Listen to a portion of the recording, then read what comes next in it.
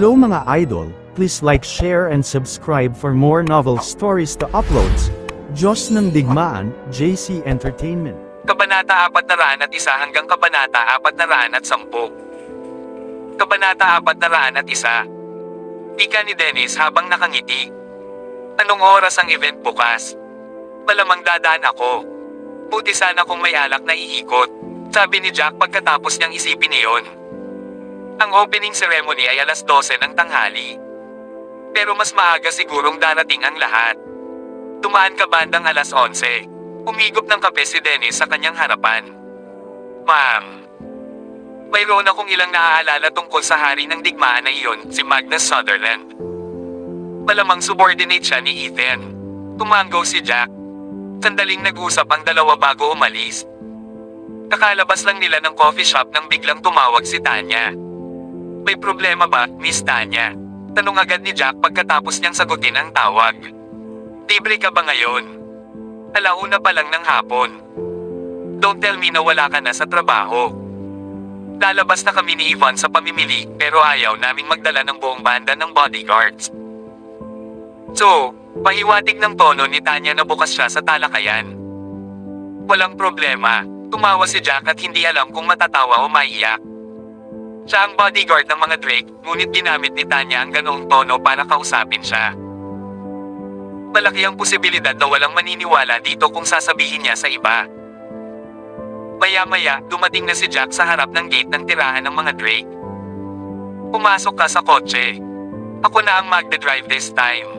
Sa pasukan, nasa loob na ng sasakyan sina Tanya at Yvonne, naghihintay kay Jack. Tumaos na si Jack sa backseat. Mabilis na bumaril ang kotse patungo sa direksyon ng premium shopping mall sa sentro ng lungsod. Pagkababa nila sa sasakyan ay mabilis na nakuha ni Jack at ng dalawa pa ang atensyon ng maraming mamimili sa mall. Ang ilan ay tumingin kay Jack na may wagas na paghanga. Siya ay naglalakad na may dalawang ganap na kagandahan pagkatapos ng lahat. Ang kanilang mahaba at sexing mga binti ay sapat na upang karibal ang iba pang dilag sa isang segundo. Higit sa lahat, sa pagitan ng dalawang dilag, ang isa ay kaibig-ibig, at ang isa naman, matikas habang may dalang bearing ng isang reyna. Nagpakita sila ng aura ng pagiging hindi malapitan ng isang normal na tao. Sino ang lalaking iyon?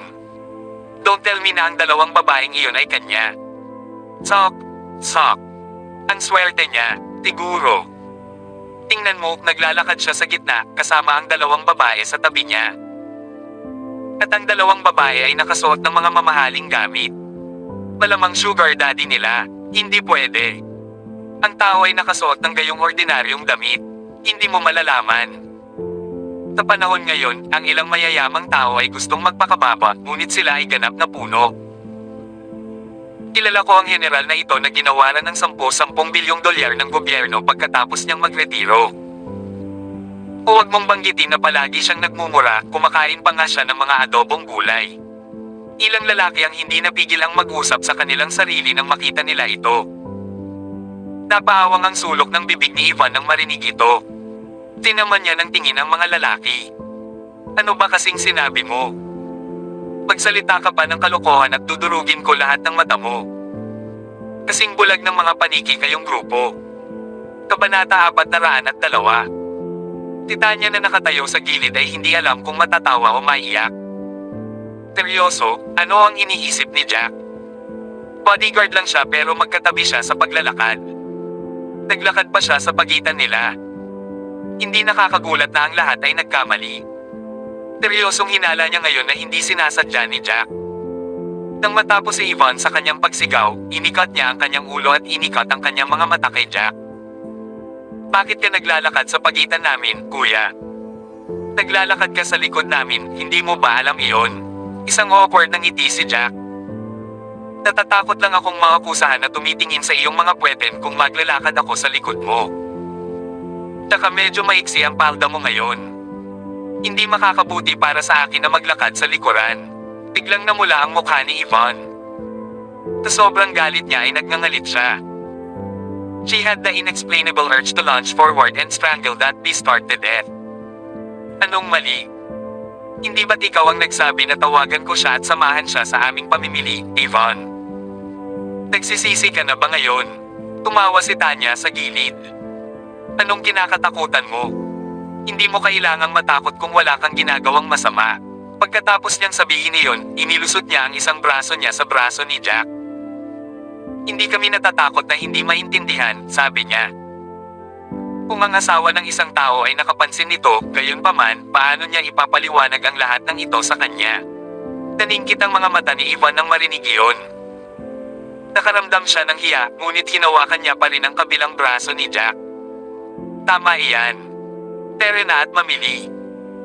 Jack, ano ang gagawin mo kung makatagpo tayo ng isang taong kilala mo at sinabi ng taong iyon sa iyong asawa ang tungkol dito?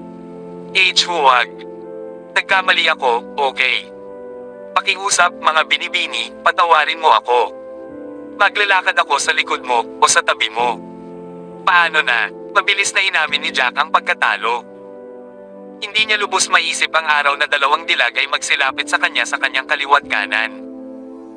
At saka, nag-enjoy si Fiona sa pamimili. Kung nasagasaan man niya ito, hinding-hindi niya magagawang linisin ang sarili sa kanyang mga kasalanan kahit maligo man siya sa holy water. Ngunit lalo pang natuwa si Tanya at Ivan nang makita nilang natakot si Jack.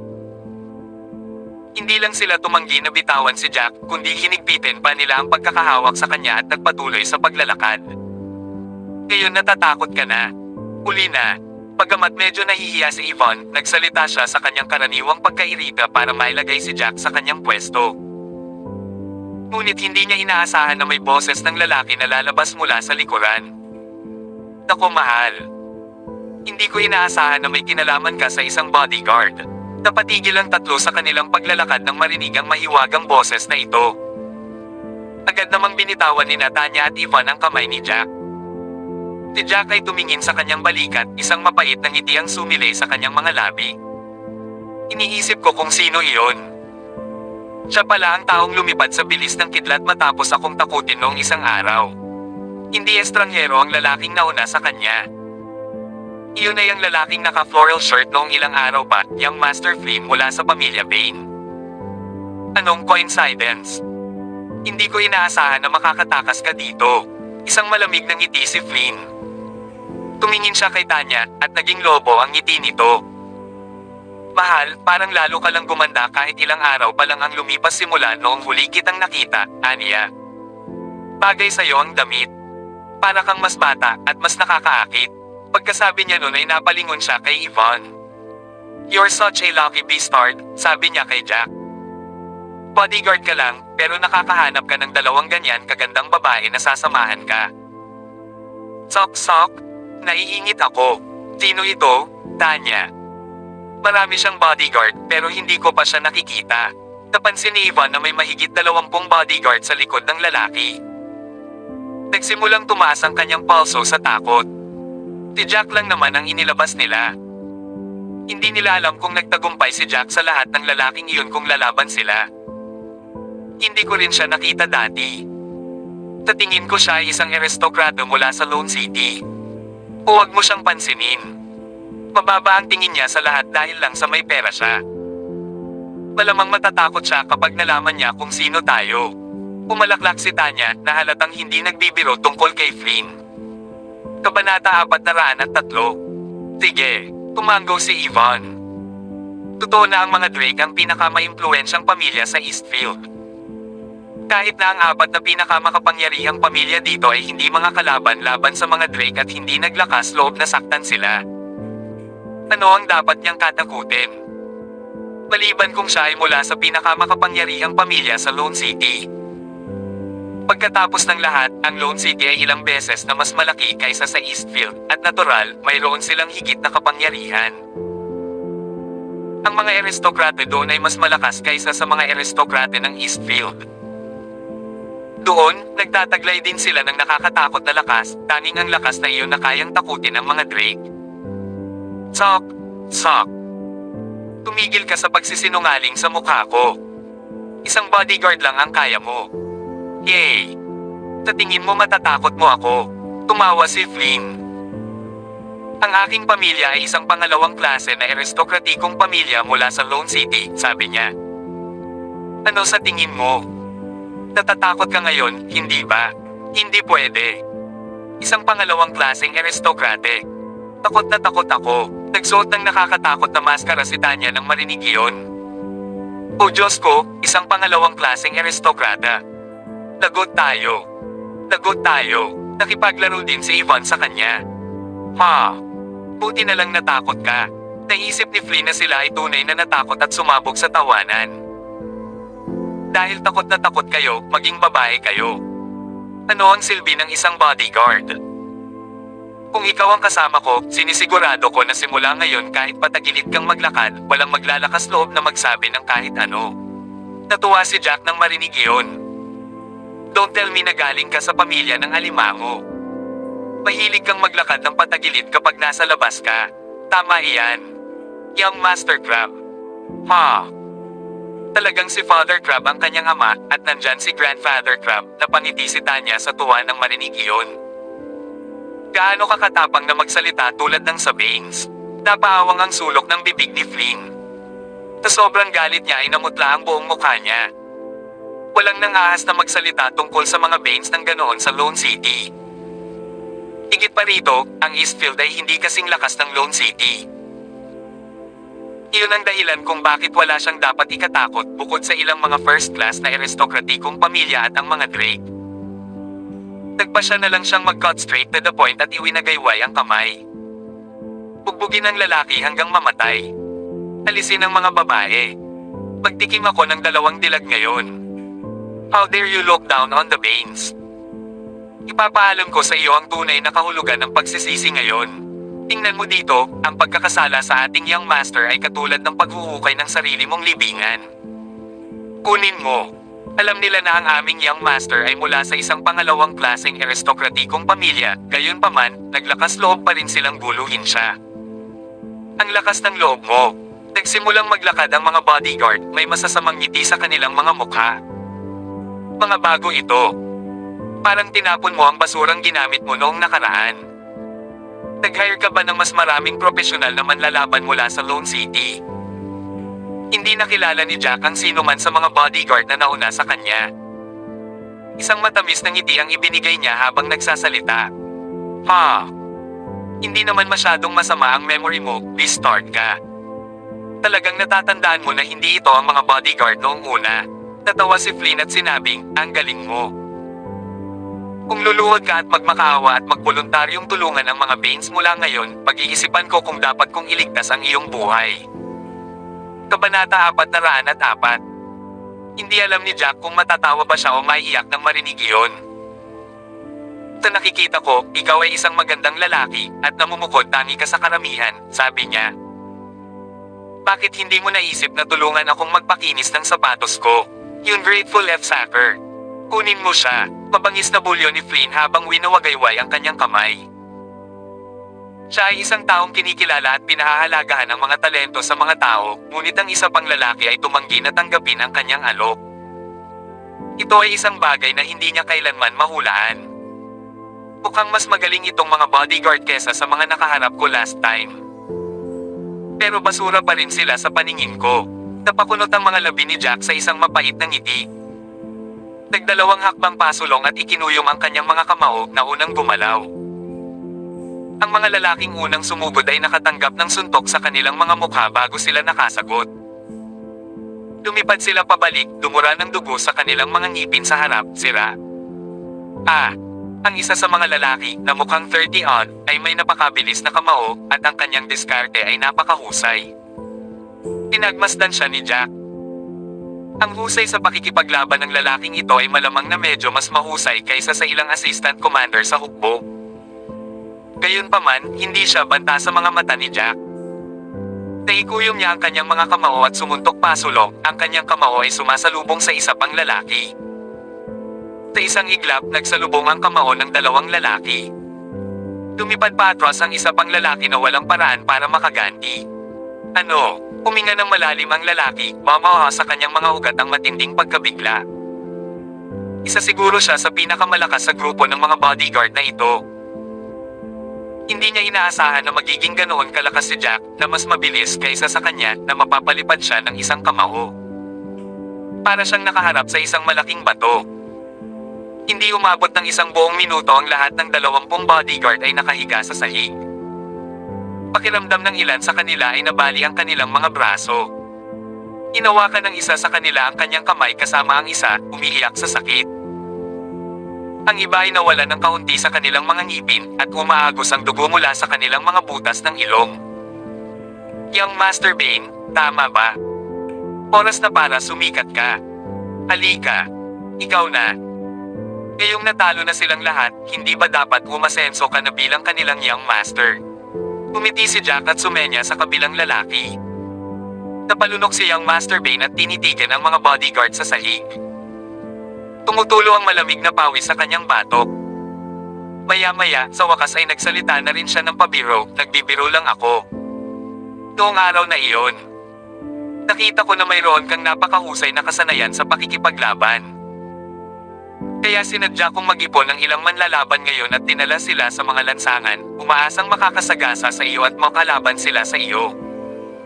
Pinuksan mo ang aking abot tanaw. Di ba ngayon mo lang ako tinawag na ungrateful at sacker?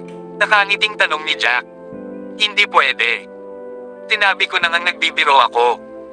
Hindi ako masyadong palaban. Kaya hindi salamat. Pinunasan ni Flynn ang kanyang noo, isang pelikula ng malamig na pawis ang lumabas. Nagpaikot-ikot siya, naghahanda ng umalis. Aalis ka na. Naniniwala ka ba na kaya kitang patayin sa loob ng 3 segundo? Kahit 5 metro ang layo mo sa akin. Malamig na sabi ni Jack. Isang hakbang lang ang ginawa ni Flynn bago siya tumigil sa kanyang kinatatayuan, nanlamig. Hindi siya nagtanim ng kahit 1 pulgada ng hinala sa pag-angkin ni Jack. Malamang naaabutin ng 2 segundo ang lalaki para maabutin siya at isa pa para patayin siya. Tapat na ang 3. Inangat niya ang ulo niya sa likod. Ako ay isang Bane mula sa isang pangalawang class na aristokratikong pamilya, sabi niya. Marami kaming fighter sa pamilya namin na hindi pa nagpapakita ng mukha. Mas mabuting pag-isipan mo ito. Malamang hindi ka makakatakas kung papatayin mo ako. Hindi ako natatakot sa kamatayan. At saka, naniniwala ako na lahat ng problema ay malulutas kapag nakarating na tayo doon. Tumawa si Jack. Ang isang pangungusap na iyon ay nagpadala ng ginaw na gumagapang sa gulugan ng isa pang lalaki. Ang isang mayamang tulad niya ay natatakot lamang na makilala ang isang taong hindi natatakot sa kamatayan. Makapangyarihan siya, ngunit gaya nga ng kasabihan, hindi kailanman mabangkarote ang isang pulubi. Kung ang isang taong tulad nito ay pumatay sa iyo, ikaw lamang ang talo sa paligid kahit na sa huli ay pinatay niya ang kanyang sarili. Kung tutuusin, siya ang Young Master ng isang pangalawang klaseng aristokratikong pamilya. Nasa harapan niya ang isang maliwanag at magandang kinabukasan. Kabanata 405. Halika at labanan mo ako. Paano na? Muli namang ikinaway ni Jack ang kanyang kamay. Ililibre kita kung makakatanggap ka ng isang hampas sa akin. Tumakas ang blood pressure ni Flynn. Isa siyang layaw na binata na ipinanganak na may pilak na kutsara sa kanyang bibig. Paano niya malalaman kung paano lumaban? Kung siya ay tumama, maiiwan siyang baldado kahit na hindi siya namatay kaagad. Maaari ba nating gawin natin ito sa ibang paraan? Ako ay nagkamali. Ang mga tampok ni Flynn ay lumikot sa kawalan ng pag-asa. Mabilis niyang napansin ang shopping mall sa harapan niya. Oh, tama. Namimili ka sa labas, hindi ba, mga babae? Tinabi niya. Paano ito? Babayaran ko lahat ng bibilhin mo ngayon. Pumili lang ng kahit anong gusto mo sa mall na ito. Paano na? Nako, nagbabayad ka. Bakit hindi? Ano sa palagay mo tungkol dito, mga babae? Umiti si Jack at tumingin kay Tanya at Yvonne. Pagkatapos ng lahat, ang isa pang lalaki ay ang Young Master ng isang second class na aristokratikong pamilya. Ayaw ni Jack na palakihin ang isyo dahil lang sa ayaw niyang masyadong problemayan ang sarili. May posibilidad na ang Panginoon ng pamilya Bane ay darating para maghanap ng away kung bugbugin niya ang batang si Bane ngayon. Ito ay hindi na Jack ay hindi kaya ng pakikitungo sa mga Banes, syempre, ngunit hindi niya nais na pukawin ang hindi kinakailangang gulo. Gusto lang niyang mamuhay ng payapa at komportable sa Eastfield. Syempre, ayos lang. Napakasaya na may nagbabayad sa atin. Gusto kong bumili ng ilang branded na bag. Agad namang sagot ni Tanya na nakangiti. Naisip ko ring kumuha ng bagong damit. Hindi man lang nahiya si Yvonne. Hintayin mo ang mga walang kwentang bodyguard mo sa labas ng mall. Umiti si Jack at inakay si Yvonne at Tanya sa loob. Grabe, lahat kayo, hindi mo kayang bugbugin ang isang lalaki. Mga piraso ng basura, galit na galit si Flynn. Pagkatapos niyang mag-isip, palihim niyang kinausap ang isa sa mga bodyguard na naputol lang ang ngipin sa harapan. Pupunta ako sa mall kasama nila. Mabilis na pumunta at sabihin sa aking pinsan na kunin ang kanyang mga tauhan mabubuti. Yung F-Sacker. Pupunasan natin siya ng husto kapag lumabas na sila. Opo, Ginoo. Tumango ang lalaki, ngunit hindi pa rin siya umaalis. Pagkatapos lamang nasundan ni Flynn si Jack at ang mga babae sa mall ay tahimik siyang nagmaneho pabalik sa tirahan ng mga Clark ng mag-isa. Maya-maya, nauna na siya kay Ken Clark. Young Master Clark, binugbog na naman ang mga tauhan ng ating Young Master. Tila nasagasaan ng Young Master ang kaparehong lalaking bumugbog sa kanyang mga bodyguard noong isang araw. Hindi rin siya kayang talunin ng grupo namin. Ngayon ang Young Master ay mabilis na ipinaliwanag ng bodyguard ang sitwasyon kay Ken. Yung bodyguard ng mga babae nung isang araw. Gaano siya ka-Jose na talunin ng higit sa 20 sa inyo at hindi pinagpawisan pagkatapos? Nagdilim ang ekspresyon ni Ken. Pagkatapos niyang mag-isip, mabilis niyang tinawag si Dan sa kanyang tabi. Nagpatawag din siya ng higit sa 100 ng bihasang mandirigma bukod kay Dan. Lahat sila ay nagmaneho patungo sa shopping mall. Mukhang maganda ito. Kukunin ko. Nako, medyo mahal ang bag na ito, di ba? $50,000. Walang problema. Sabi ng crabman doon ay bibili siya at talagang kargado siya. Ang ganda rin ng bracelet na ito. Hey, kunin natin ito. Sa shopping mall, sina Tanya at Yvonne ay hindi nagtipid sa gastos. Halos kalahating oras lang silang namimili, ngunit nakabili na sila ng mga bagay na may kabuuang mahigit sa ilang milyong dolyar. Walang nagawa si Flynn, na kasama nila, kundi ngumiti, walang lakas ng loob na magbitaw ng kahit isang salita ng pagtutol. Sige, sige. Babayaran kita ng 10 ulit kapag nakaalis na tayo dito. Lalo na kayong dalawang babae, tamang pahihirapan ko kayong dalawa kahit isang buwan lang. Mabagsik na inisip ni Flynn sa kanyang sarili, nagngangalit ang kanyang mga ngipin. Kabanata 406. Ang pamilya Bain ay may kakaunting bihasang manlalaban. Dalawa sa kanila, lalo na, ay medyo mas malakas kaysa sa pinakamalakas na manlalaban ng Clarks, si Dan. Gayunpaman, hindi sila dinala ni Flynn dahil hindi niya inaasahan na mabuli siya ng ganito sa Eastfield. Gayunpaman, naniniwala siyang sapat na ang mga lalaking dadalhin ng kanyang pinsan para tuluyang mapuksa ang dagwang bodyguard na iyon.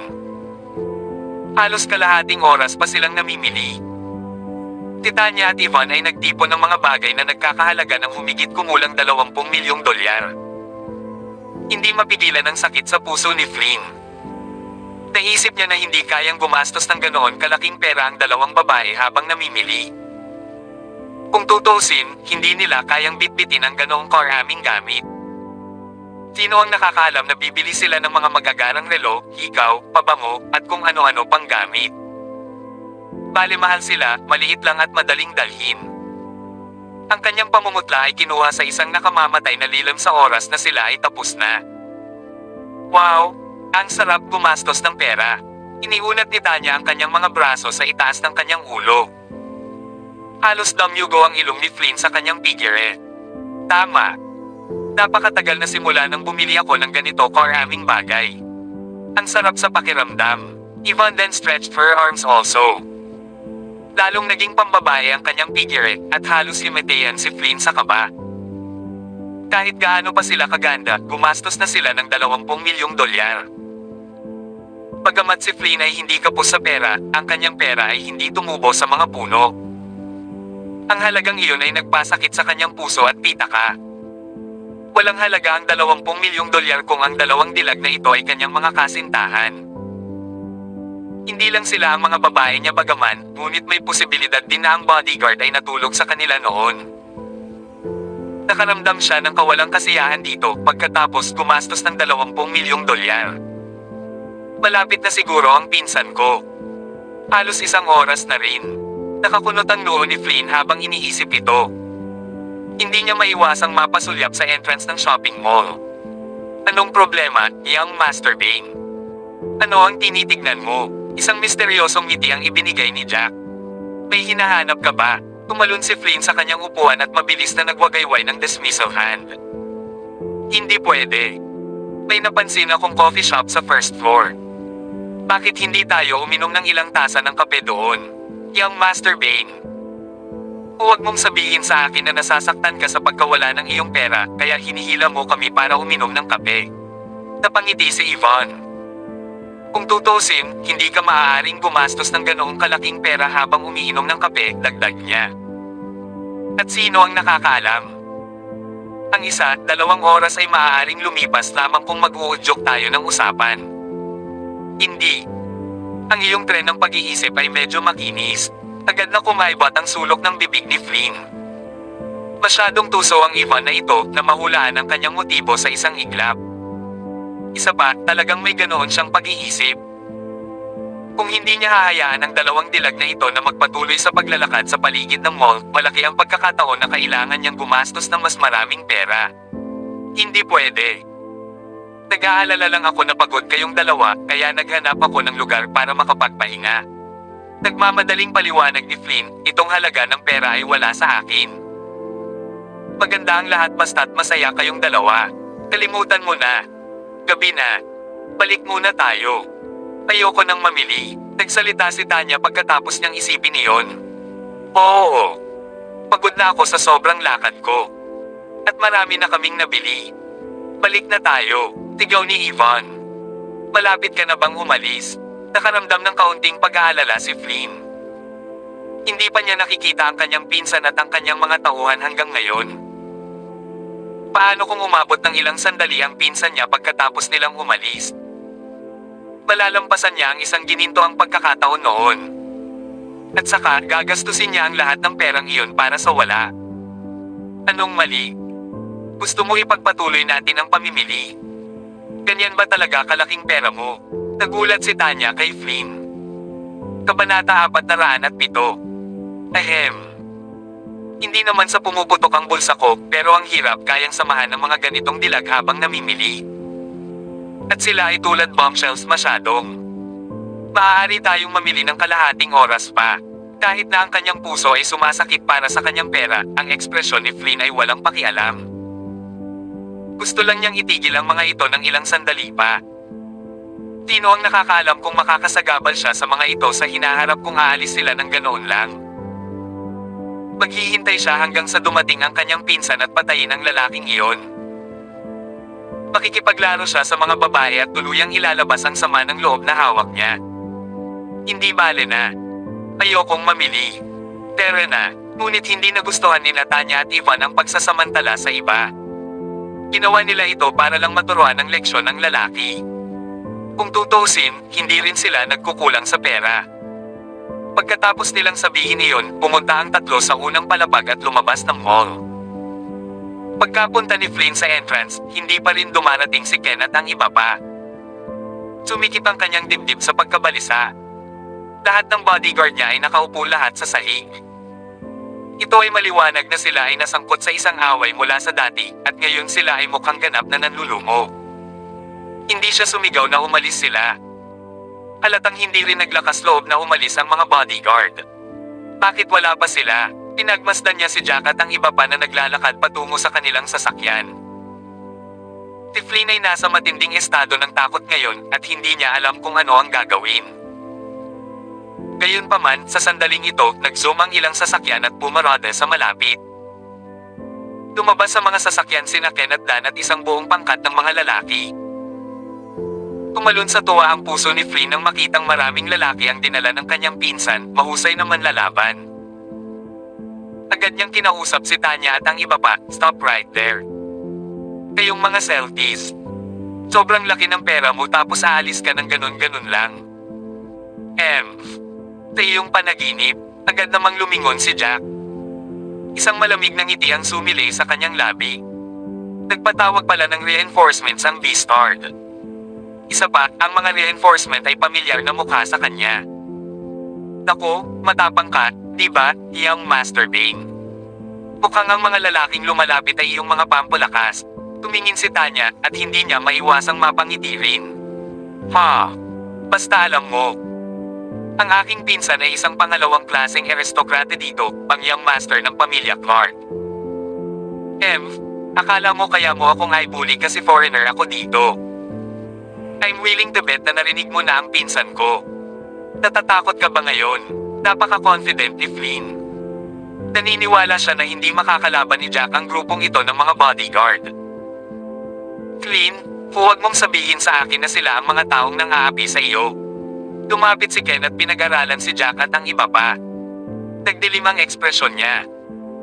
Si Jack ay isang napakahusay na manlalaban kahit sinabi ni Dan sa lahat na huwag siyang guluhin. Tsaka si Jack ang bodyguard ng Drake family ngayon. Parehong nandito sina Miss Tanya at Yvonne. Paano pa nga ba siya naglakas loob na guluhin ang mga ito? Ang pagpukaw sa pamilya Drake ay katulad ng paghuhukay ng sarili niyang libingan. Hindi pa nakita ni Flynn si Ken na napakalungkot noon. Tama iyan. Tila na, he said with his usual cockiness. Nabugbog ang mga bodyguard ko ng punk na ito. Siya ay medyo sanay, ngunit dinala mo si Dan. Tiyak na hindi ito magiging problema. Gusto ko silang turuan ng magandang leksyon sa pagkakataong ito. Patayin ang lalaki. Yung dalawang babae naman, iuwi ko sila at aayusin ko sila. Ipapaalam ko sa kanila kung gaano ako kahangahangang lalaki. Mabangis na nagsalita si Flynn na walang pakialam kay Jack at sa iba pa. Sa tingin ko kailangan mong ihulog ito, Flynn. Marahas na gumana ang sulok ng bibig ni Ken. Ang kanyang mga tampok ay nabaluktot sa isang hindi nababasang ekspresyon. Kabanata 408. Ihulog mo. Hindi ko pwedeng basta-basta na lang, Ken.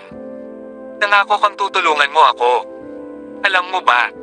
Hahayaan kitang makuha ang isa sa mga babae. Naging mabangis ang ekspresyon ni Flynn habang nagsasalita habang nakangisi.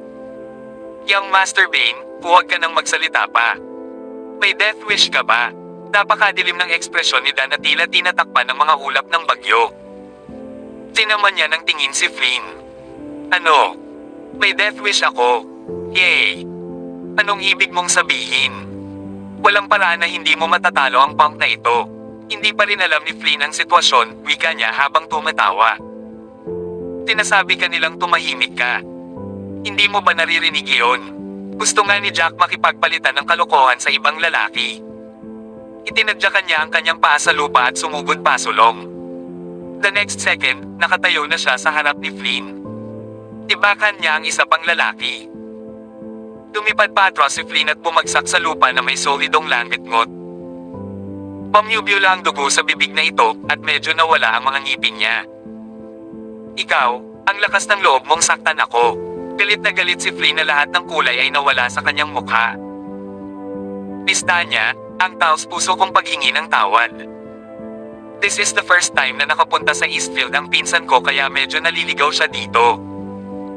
Sana ay maging maawin ka sa kanya. Nagdilim ang ekspresyon ni Ken. Pinunasan niya ang malamig na pawis sa noo at nagmamakaawa kay Tanya. Alam niyang hindi madaling makipag-ayos si Tanya. Siya ay matapang at walang pakundangan sa kanyang mga desisyon. Sa huli, tuluyang binaliwala ni Tanya ang kanyang pagmamakaawa. Kung ano man ang sinabi niya ngayon ay isang insulto sa akin at kay Yvonne, sabi niya, nababato ang ekspresyon. Nagbabahagi ng mga babae sa pagitan ninyong dalawa.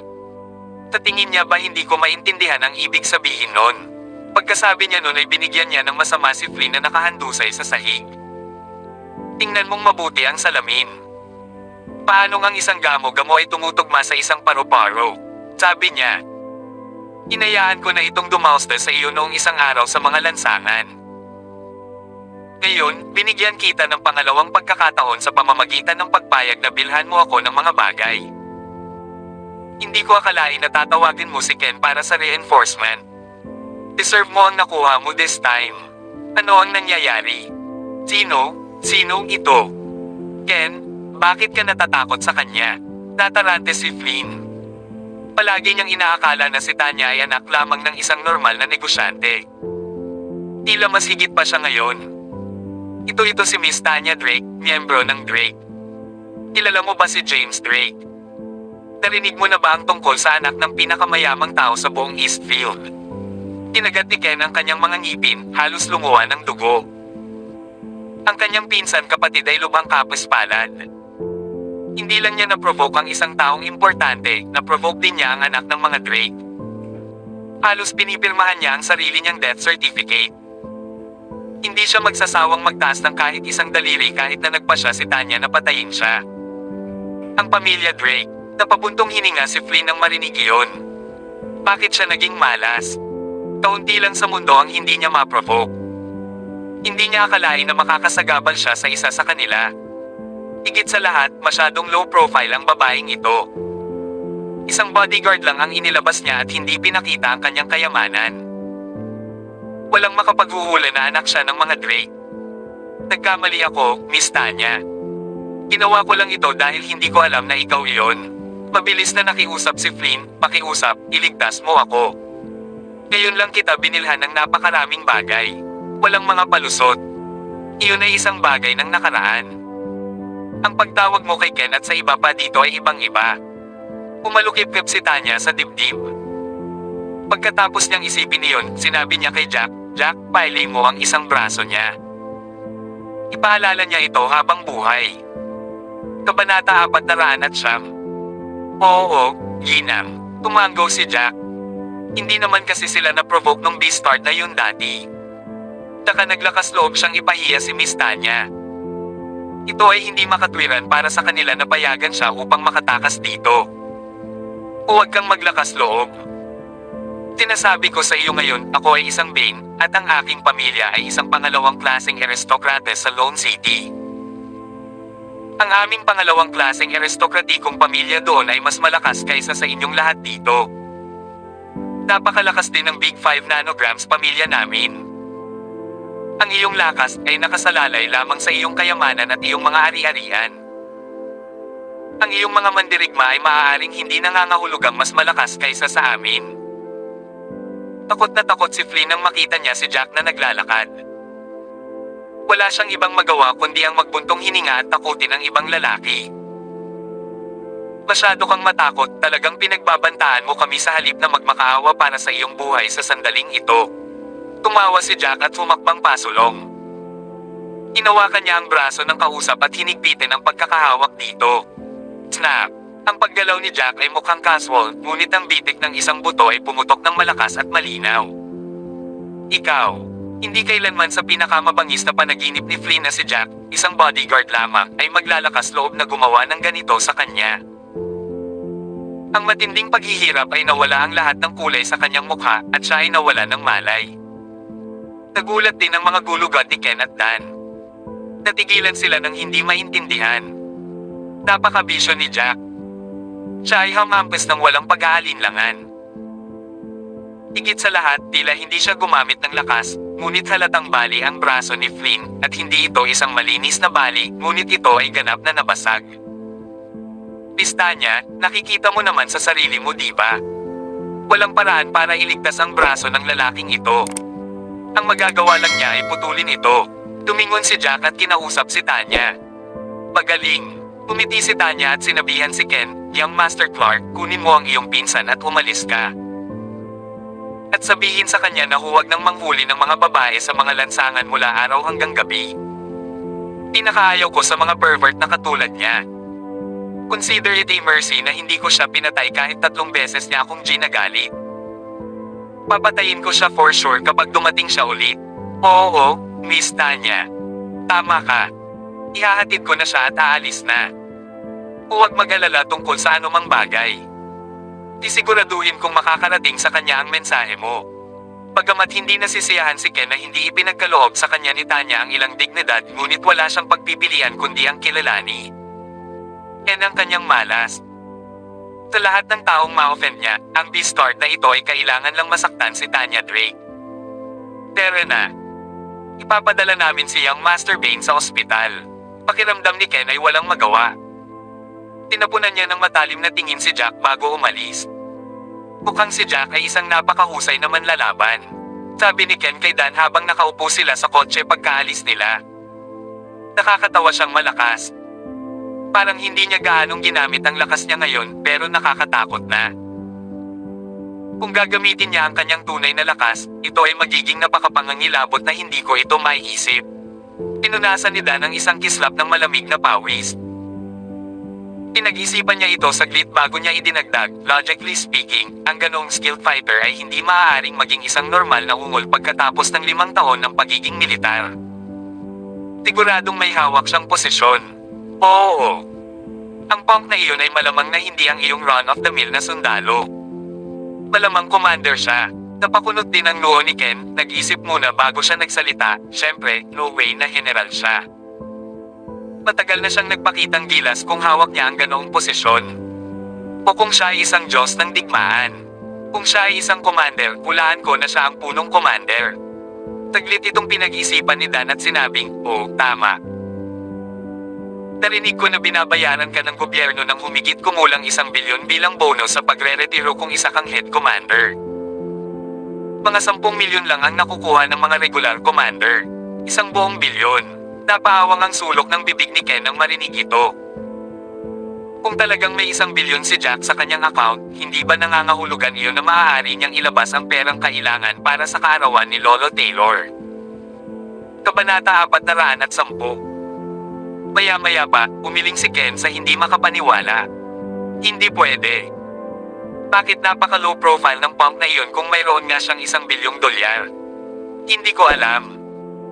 Ang ilang mga tao ay palaging mas mababa ang profile o baka ayaw lang niyang mamuhay ng labis. Matapos pag-isipan ito ni Dan, walang magawa siyang nagpaliwanag, Young Master Clark, makinig ka sa akin. Maganda si Selena Taylor pero hindi ka ba makakahanap ng ibang babae na may pera ka? Hindi mo ma-provoke si Jack no matter what.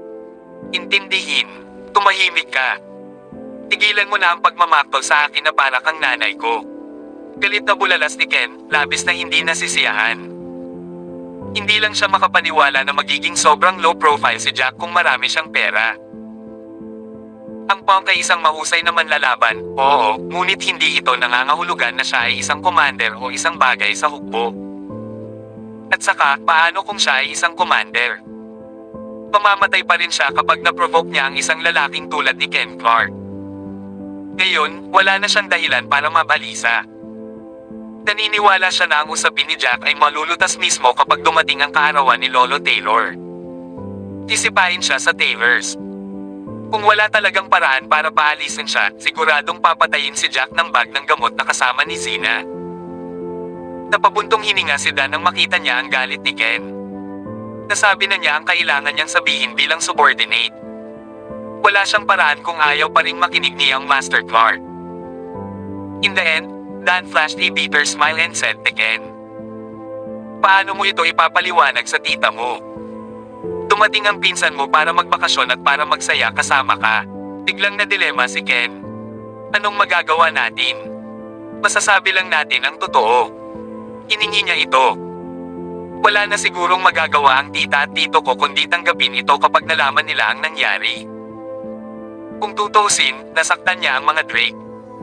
Anyway, ang mga Drake ang gumawa nito, hindi ako. Hindi nila ako masisisi. Tumanggaw si Dan. Tama ka, Young Master. Ngunit iminumungkahi ko na maghintay ka ng ilang araw bago sabihin sa kanila ang tungkol dito. Nag-aalala ako na baka hindi nila ito makuha kaagad, makita ang kanilang anak na nasa ganitong kalagayan. Tingnan muna natin kung paano lumalabas ang braso ni Young Master Bane kung mayroon mang paggamot na magpapagaling dito. Tumanggaw si Ken. Totoo. Hindi kami makapaniwala sa lahat ng sinasabi ni Jack. Ano pa ang alam niya? Siyempre, magagagamot ito ng ilang mahuhusay na doktor. Decisive ka talaga pagdating sa target, di ba? Hindi ko nakitang kumunat ang noo mo at si Young Master Bane ay, habang pabalik sa tirahan ng mga Drake, hindi maiwasan ni Yvonne na sumulyap kay Jack. Medyo nakakaloka ang nangyari kanina. Si Jack ay nagbigay ng isang magnanimous na ngiti sa halip nang marinig niya iyon. Hindi mo pa naranasan kung ano ito sa larangan ng digmaan. Hindi mo pa nakita ang buong bukid at bundok na nagkalat ng mga bangkay at nawawalang mga paa. Hindi mo pa naamoy ang baho ng dugo na bumabalot sa hangin. Lahat kayo ay nakatira sa likod ng aming mga kalasag, namumuhay ng mapayapang buhay. Sa larangan ng digmaan, patay ka kung hindi mo muna papatayin ang kalaban. Totoo yan. Sino ang nakakaalam kung gaano katagal ang digmaang ito kung hindi para sa mga taong tulad mo? Napakamot ng ulo si Yvonne. Puno ng paghanga ang mga mata niya habang nakatingin kay Jack. Salamat sa araw na ito, Jack. Bakit hindi ka bumalik at sumama sa amin sa hapunan? Matapos makapag-isip-isip si Tanya, hindi niya maiwasang sabihin kay Jack nang makarating sila sa tirahan ng mga Drake. Totoo na kung hindi para kay Jack, walang paraan upang mahulaan kung ano ang mangyayari sa hindi alam niyang Master Bane ang kanilang mga pagkakakilanlan ngayon. Kung sinabi niyang isa siyang Drake, posibleng hindi siya maniniwala. Lahat tama. Ngunit hayaan mo akong tawagan ang aking asawa at sabihin sa kanya ang tungkol dito muna. Tumango si Jack pagkatapos niyang isipin iyon. Sige. Pagkatapos ay papasok na kami para ayusin muna ang mga gamit namin. Magpapahinga tayo saglit, maliligo, tapos lalabas tayo ng gabi. Masayang tumango si Tanya. Pumasok siya sa kanyang bilya kasama si Yvonne. Tinawagan ni Jack si Selena at sinabi sa kanya ang tungkol dito. Doon lang siya bumalik sa sariling villa para magpahinga. Nang dumilim ang langit, bumaba sina Tanya at Yvonne, nakasuot ng casual na maong na hot pants at maluwag na t-shirt. Nakasuot din sila ng sunglasses. Nauna sila kay Jack. Seryoso. Nagsusuot ka ng sunglasses sa gabi. Please subscribe and hit the notification bell for more novel stories. JC Entertainment.